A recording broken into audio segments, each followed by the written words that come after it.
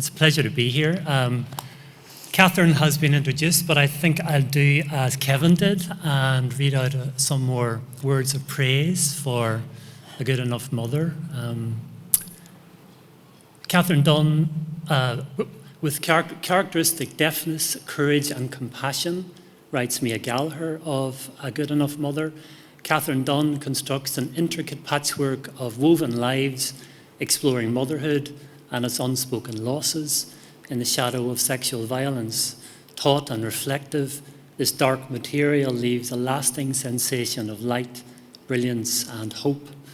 And Roddy Doyle writes, "This is a nerve-jangling, urgent, brilliantly paced novel."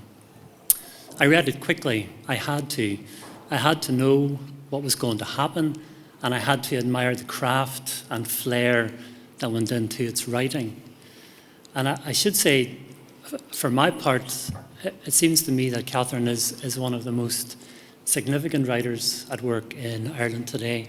It's a pleasure to be on stage with you today. Thank you very much, Neil. It's very generous. Not at all.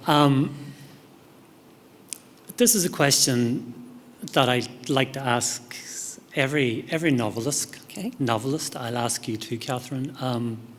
Henry James talks about the first glimpse and glimmer of a novel, but because I've done my homework for today, I know that. Yes, indeed. As you'll see all the way through this, I know that in an interview with Village magazine, you said that this novel manifested for you in a different way. It didn't appear in the twinkling of an eye. How did it manifest for you? Can you tell us about that? Yeah, it was really interesting. I think because it was part of a long process. I mean, it's more than 10 years ago now when I took the absolutely crazy decision that I wanted to write a trilogy of novels based on Greek myth, but bringing all of those myths up to date. Obviously, modern readers aren't too keen on reading about sacrificing one's daughter on an altar, but there are other ways that you can neglect or kill your children. So I think the first book in the trilogy was called The Years That Followed. And it started with what has always been to me a very fascinating image of motherhood, which was the image of Pasiphae, cradling in her arms a child that is half bull, half human, the Minotaur. And yet the expression on her face is one of complete tenderness. And for me, that spoke of unconditional love. And that was something that underlined the way I approached each of the 3 novels in the series. They were all going to be about motherhood in one way or another. And after I had finished the first book, where it was scarily easy to bring up to date the kind of violence that Agamemnon visited upon Clytemnestra, and to bring that up to date as gender-based violence. It was easy to see how all of those myths actually, rather than being about war and conquest and so on, they're actually about family relationships. Yes. They're actually about how we relate to each other. So I knew this book was going to be about motherhood, but I wasn't quite sure where it was going to start. And as often happens, Estelle was talking about walking and talking out loud to herself, both of which I put up my hand to say that I do too. The character of Tess came to me, just a suburban woman with 2 grown-up sons, and she arrives home one day after work to find her worst nightmare, which is a Garda car outside the house. So she immediately knows, obviously, that something isn't right. And it wasn't so much even as a glimmer of an idea, it was simply, and this often happens to me, the character manifests herself or himself in front of me, and then they simply won't go away. You mean as you're going about your everyday business? Yes. You don't mean necessarily sitting at your desk? No, I mean keeping me company constantly. So yeah, I know I never said I was sane, and I don't think a lot of writers are totally sane. How can you be, where you engage in a life which has to do with people who don't exist, with a present they've never had, a past they don't have, a future you invent for them. And yet they're often more real and a lot less annoying than the real people you live with. So this has always been something that has accompanied me in my writing life. So Tess began to come on my walks with me, to talk to me, and I had to give her a past, and I had to give her a mother. So her mother then emerged from the story. And looking at what is often a feature in women's lives where they might have a very difficult or challenging relationship, for example, with their own mother, but that as soon as they have children themselves, that relationship morphs into something else, and that's always something that interested me. So I wanted to give her a difficult relationship as a teenager with her mother. Then I gave her friends when she was a teenager. And one of the issues then, as I was writing, because this has been going on for a number of years, this book took more than 4 years to put together, the Tuam scandal happened. Yeah. And looking at the work of Catherine Corliss and what she literally unearthed, I just, like everybody else, I think, in this country and indeed around the world, I was just filled with horror. And I thought, what would it have been like to have been one of those women incarcerated in one of those institutions? Now I was truly obsessed. And the stories as they emerged just got darker and darker about the complicity of Irish society, about the potent force of shame as some sort of social control, particularly on women and women's bodies. And I began to look at the complicated relationship that this state has with women and bodies. So I knew the mother and baby homes wanted to become part of the story. It wasn't that I wanted them, they arrived. And I think in many ways this is a discussion I've had with writers, I think including yourself on many occasions, that often, because we live in the world, we're not isolated, we don't write from ivory towers, that in many ways stories choose us rather than the writer choosing the story. And I think certainly that's what then happened to me during the writing of this novel. And because then there was a mother and baby home involved, I had another young girl who just literally walked into my imagination. And I know you're not supposed to love any of your characters more than any other, but I'm afraid that happened to me with Joni. Okay. Just in terms of some of that, I read the Hugh Lennon piece in the Irish Times today before I came in here, and he's talking about the film version of Small Things Like These.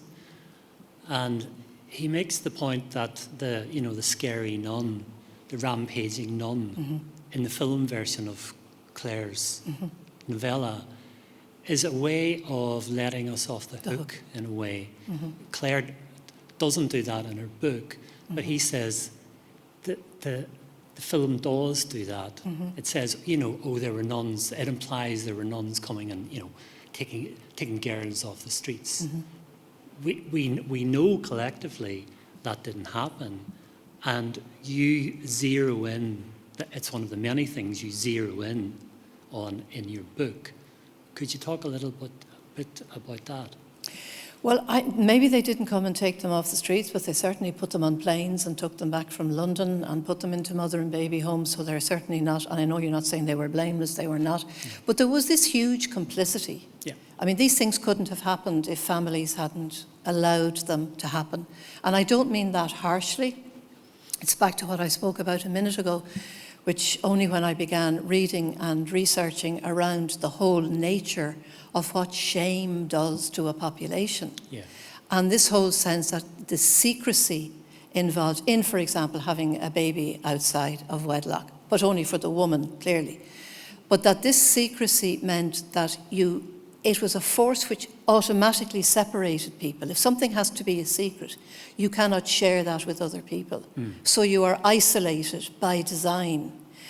And because of what had been presented to us after decades of the kind of Catholicism that we endured in this country, really from the mid-1800s, because prior to that we had a slightly different kind of Catholicism, but it was the Bishops' and Archbishops' Congress in the mid-1840s. And as the famine had happened, suddenly there was this, churchmen are also politicians, so there was suddenly this enormous possibility of social control. Yeah. Here was a country that was devastated Yeah. after a massive historical event. And so in order to keep the population under control, this moral code was imposed and kept in place by fear. Nobody wanted to be read from the altar, but they were if they had transgressed. Nobody wanted their family to be pointed out as the immoral people in the neighbourhood. So all of that sense of shame and control kept everybody in their place. A complete system. It was a complete system, and I think it's only with the distance that we have now when we're able to start looking back a little bit more dispassionately. And of course, our faith in our so-called betters was so completely shattered by what happened in the 1990s, when we saw what that absolute power actually does, and it did indeed corrupt absolutely. When we look at the generations of children who were damaged by the institutional church and their unwillingness to take responsibility for that. So Yeah. I do believe that the vast majority of the responsibility lands there, but that's also to say that there were families that said, no, we're not sending our daughter away, we're not doing that. Yeah. We're actually keeping her at home. So there were people who rebelled, but it took a great deal of strength to be able to do that. And it's very hard.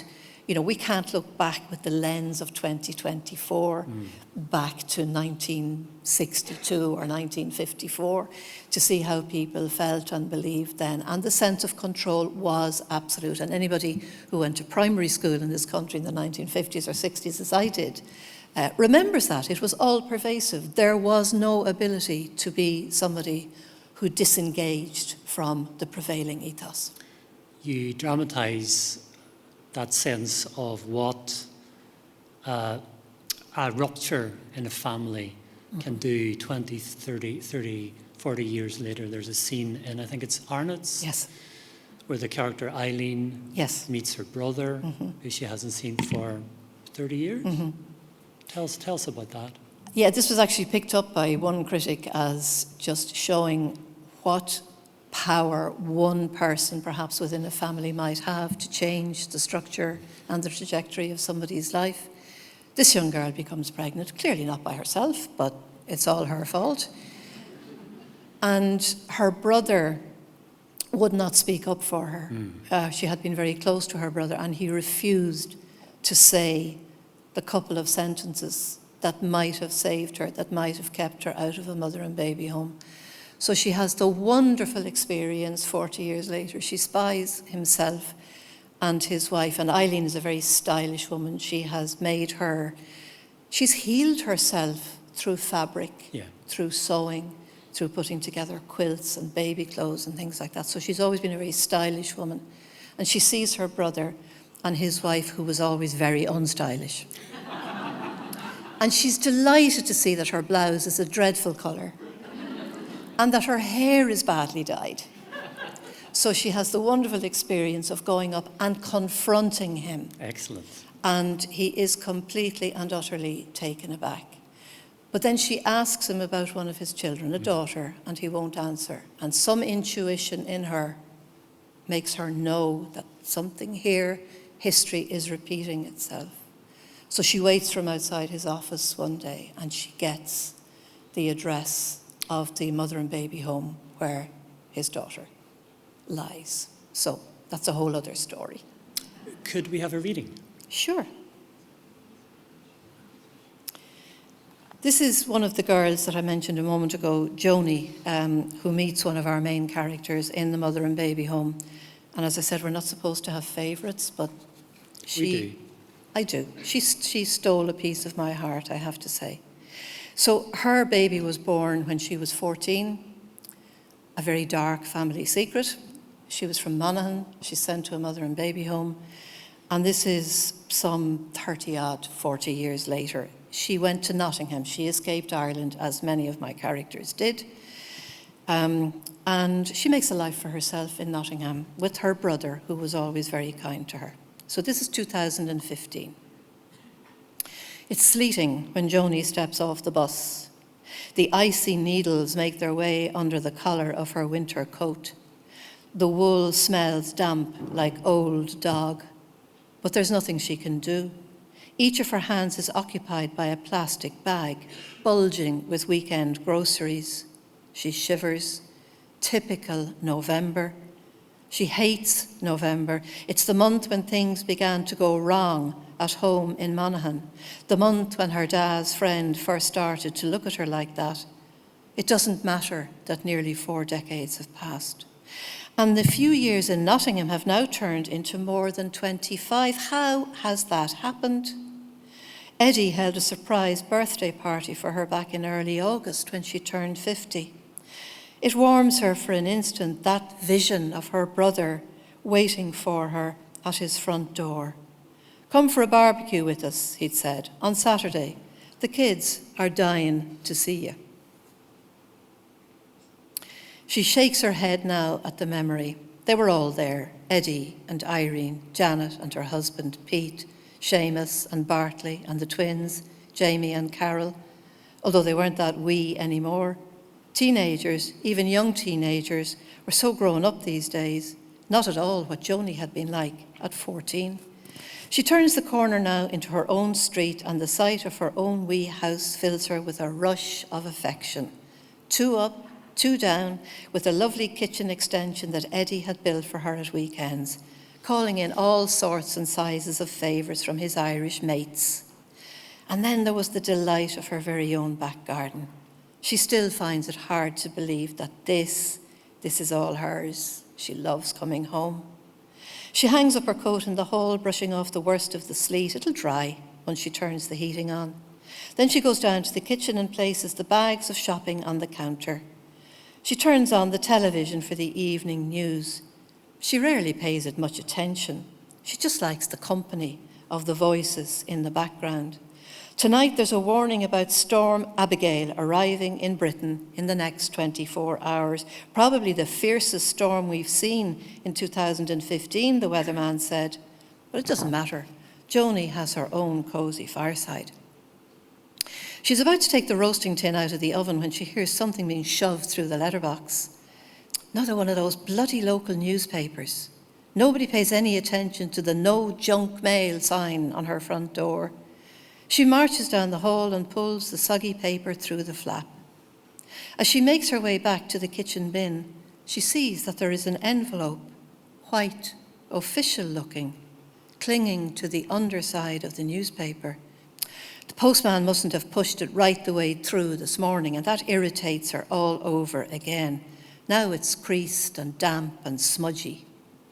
She opens it, takes out a single sheet of paper. At first, the words won't settle, but little by little, as she has practiced, she makes them out, taking them apart bit by bit as she has been taught. She sees her own name, the word agency, the word son, the word contact. Slowly, Joni sits down at the kitchen counter. She gazes at the page for a long time. She traces the words again and again with her finger until she's sure she's understood. Her boy wants to get in touch. Her own Charlie has come looking for her. Joy fills her, slowly at first, then it spills over, making the whole room light.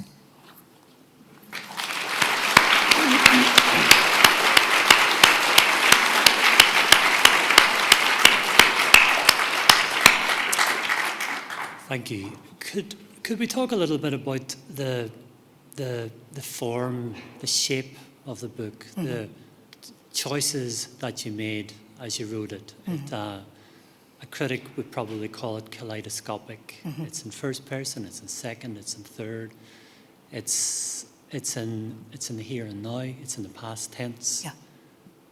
That's not, in technical terms, that isn't easy to carry off. But those are the choices that you made. Can you talk a little bit about why you made that series of choices as a writer? Okay. I think I've always written in scenes. I have never written from the start of a novel or a story to the end. I always start with the scene that calls to me in one way or another. The scene with the Garda car, for example, at the beginning of the novel, that ended up at the beginning of the novel, but it wasn't necessarily when I wrote it. I didn't write it at the start, it came much later. Yeah.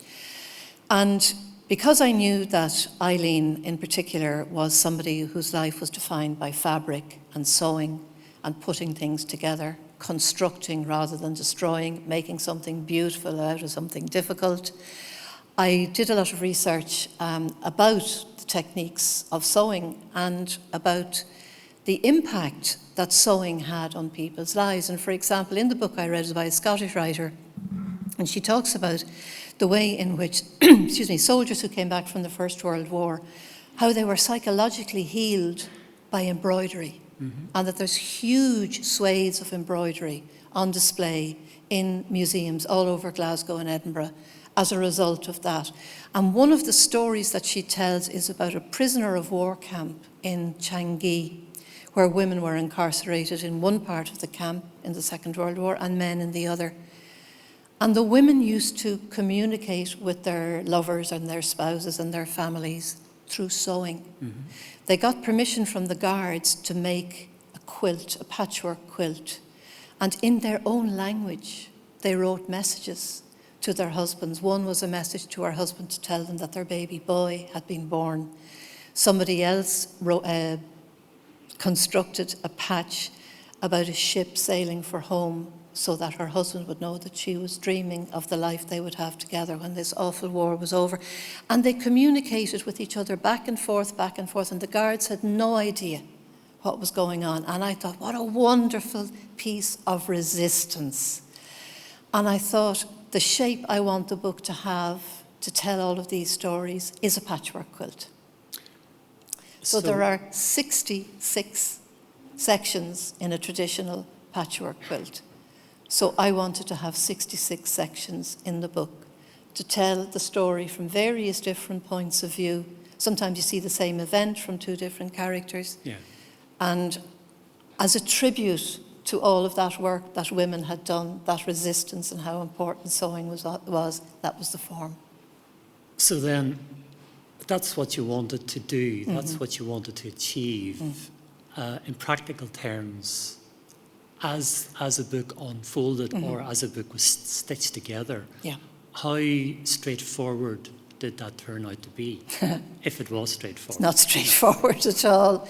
I remember somebody asked me at one stage, how many drafts did you do? And I said, I stopped counting after 17 because I just thought it's not good for me psychologically to think I have to go through all of this again. And at the end, it was, I mean, once all of the pieces of the quilt were done, it was a case of trying to make sure the chronology was correct and that I didn't have somebody, as I did initially, pregnant for 15 months, which is really not a good idea. So all of those kind of things had to be ironed out or unstitched or ravelled, indeed, as Estelle would put it. But it was a really satisfying work of construction. I really enjoyed doing it. But no, it wasn't straightforward. And the other thing which I think is important to say as well, from my point of view, because I love books that I read which trust me as a reader. Yeah. That I don't need it spelt out on every single page who's speaking or whose story this is, or the fact that we've moved back a few years or whatever. So I know at the beginning of the book, somebody said to me they found the beginning disjointed for 2 or 3 sections until suddenly they were hooked. And I said, that's fine, I've done my job. You know, because I think most readers will stick with something for 20 or 30 pages to make sure they do or don't like it. And I love trusting my readers. So for me, moving back and forwards from the past to the present, moving from character to character, from point of view, even with one character, with Betty, having her speak to a dead person, all of these things just felt totally natural, which doesn't mean easy, but totally natural as the book evolved. I have noticed as I've made my way through your novels over the past while, like the Hungry Caterpillar, you've never shied away from the tough stuff. You've gone towards the tough stuff. Just off the top of my head, cyberbullying in one novel, coercive control in another novel. This is all very tough stuff. When you were starting out as a writer, is that what you were always interested in excavating, in exploring? That's a really tricky question for me to answer, because I actually didn't start out with any grand plan or great design. And stories come to me as they come to me. And somebody said to me in an interview, I think it was in Italy several years ago, "You have a very dark imagination." And I have a very dark imagination, but there's nothing I can do about that. Yeah. So I can't write something which is happy, clappy, happy ending. I can't do that, because they're not the stories that appeal to me. But when you say drawn to tough stuff, I think that's just a feature of living in the world as a woman, as a human being, also as a writer, because it's the person who comes to me first. It's the character. Yeah. And their story then is part of who they are. I don't set out to deal with cyberbullying or domestic violence or coercive control. It's the story that fascinates me. And with, for example, with my second novel, A Name for Himself, which is the one about coercive control, before we even had the term, this was 25 years ago, I read an article in the Irish Times. I can still see myself on a Saturday sitting down reading this article about a well-known man, a politician, who was in Germany, who was 20 years older than his spouse.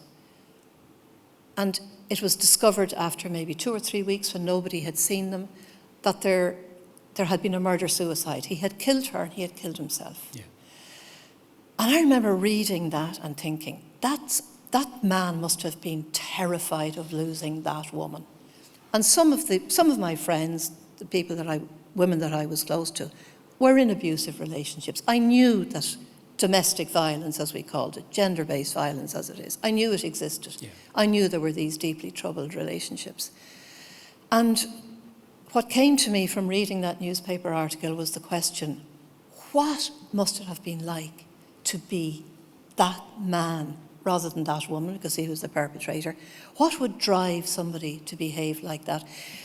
And it was as though that germ of a story just kind of settled somewhere inside me that felt as though it had been prepared for it forever. Yeah. It was completely different from my first novel, which was about a man who walks into the kitchen one day to his wife and says, "I don't love you anymore," and walks out.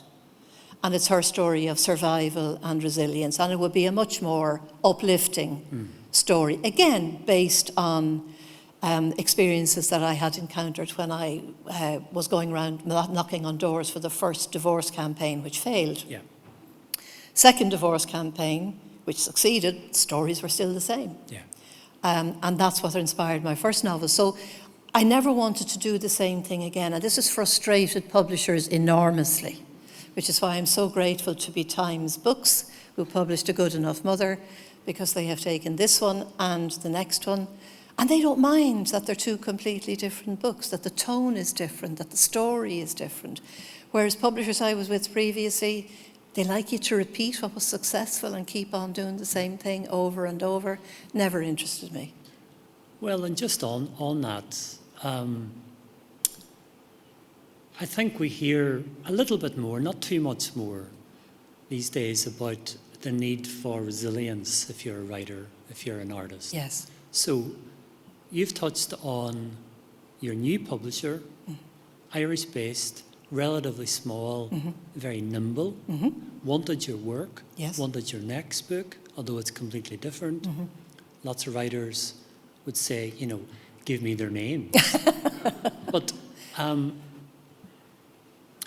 have you stayed, or how have you cultivated or fostered a degree of resilience over your years as a writer? Because it still isn't being talked about enough, the need to cultivate that in our creative lives. Yeah, I think it is probably the most important thing. When I teach creative writing workshops, I say there are 4 things that begin with the letter P. One is passion, that gets you started. One is persistence, that keeps you going. One is patience, and the other is professionalism. And I think all of those are kind of bound up in resilience. I think also something which has really sustained me, and I was speaking to somebody in the audience about it earlier, I have been part of a writing group for well over 30 years, I would say, at this stage. And I know there's at least one of them, Leah Mills, here in the audience, who has been such a tremendous support throughout all of those years. The group that we work in, we can trust each other that we will get an honest, critical response. There has, of course, been a great deal of heartbreak. Yeah. I could paper a room with rejection slips from this country and from Britain. I think the latest accusations about this book was, no, we don't want it, it's far too quiet.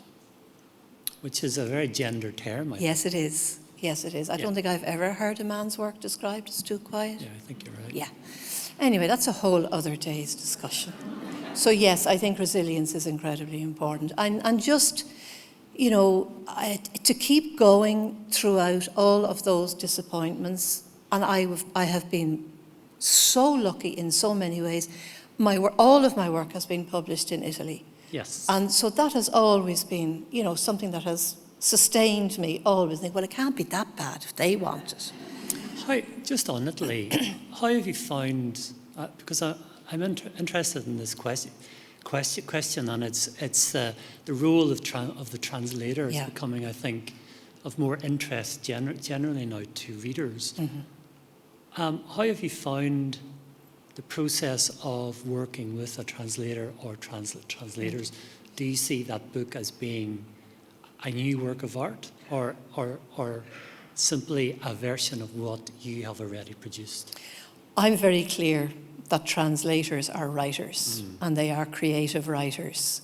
And what comes out from their translation is a different piece of work. It's a different work of art, for sure. They have to find ways around language that doesn't transfer directly. For example, in one book, it was a really important part, the one on cyberbullying, it was a really important part at the end where this young boy was fascinated by birds. So he loved the names, like, you know, the murmuration and all of the collective names that we give for birds. There are no collective words for birds in Italian. And this was a really significant part of the story, so the translator had to find a way around it. Yeah. And I think both of us were just very respectful of the work that the other had done, but they're not just transcribers into another language. They are definitely, it's not just a craft, it's an art. How has the experience of being a bestseller in Italy over now, you know, a few years, it's a sustained part of your career? How has that been for you, this sudden manifestation which has kept going? Sure, it's great fun. I can pretend to be a completely different person when I'm in Italy. And I'll just tell one story very quickly because I think it still amuses people. Completely without meaning to, Mr. Berlusconi was part of my success in Italy. It was at an event, a public event, where he propositioned a young woman, although he was already married and had 3 or 4 children with his wife, and he propositioned her very publicly. His enemies were there with their television cameras, and they said, well, okay, you're fair game. You have done this in public, so we're going to make a big media frenzy out of this, which they did. And the following day, his long-suffering wife, this was not his first transgression, his long-suffering wife wrote a very long letter to La Repubblica newspaper. Yeah. And she said, you have made me feel like a character in Catherine Dunne's novel. So thank you, Mr. Berlusconi.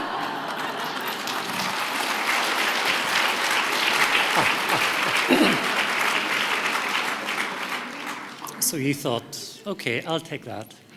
I'll take that, absolutely. Well, as some of my Italian friends, that was one good thing he did. So, I think we're coming to. Do we have time for one question or perhaps one rapid question? Anybody? You've asked them all on their behalf. I've asked them all. Everybody's satisfied. Well, in that case, Catherine, thank you. This has been great. Thank you very much, Neil. Thank you for your homework. Thank you. Thank you very much.